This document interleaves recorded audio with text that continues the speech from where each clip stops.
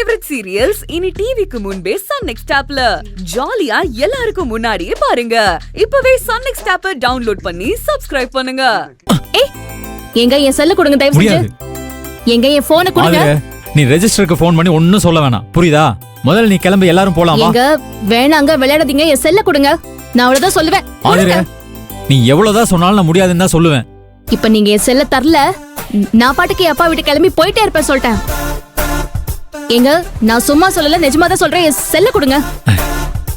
என்ன ஆதிரே, விளையாட்டுக்கு பண்ணா கூட சீரியஸ் எடுத்துக்கிட்டு இப்படி கோவப்படுற? கொடுங்க. இந்தா.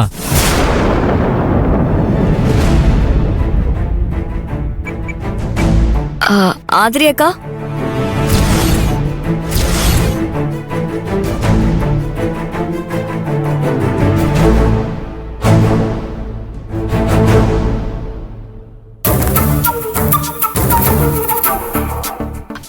சாரி ஆதிரி அக்கா, மாமா மேல எந்த தப்புமே இல்ல, உங்க யார் மேலயும் எந்த தப்புமே இல்ல.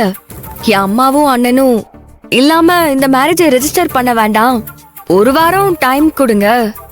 அதுக்குள்ள நான் அவங்க 2 பேரையும் சமாதானப்படுத்தி கார்த்திக அவங்க மாப்பிள்ளைய ஏத்துக்க வச்சிடுறேன். அதுக்கப்புறமா இந்த ரெஜிஸ்ட்ரேஷனை வச்சுக்கலான்னு நான் மாமா கிட்ட சொன்னேன்.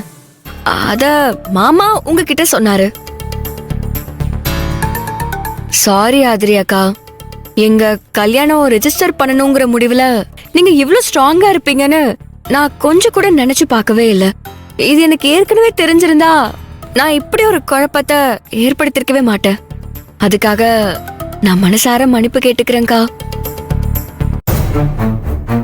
என் அண்ணனும் அம்மாவும் வந்தாலும் சரி வரலனாலும் சரி, நம்ம போலாம். இன்னைக்கே என் கல்யாணத்தை ரெஜிஸ்டர் பண்ணிட்டு வந்துடலாம். நான் ரெடி ஆகுறேன். நீங்க நினைக்கிறது தடப்பட்டு நிக்க வேண்டாம். எல்லாரும் போலாம் ஆதிரி அக்கா, சரிங்களா?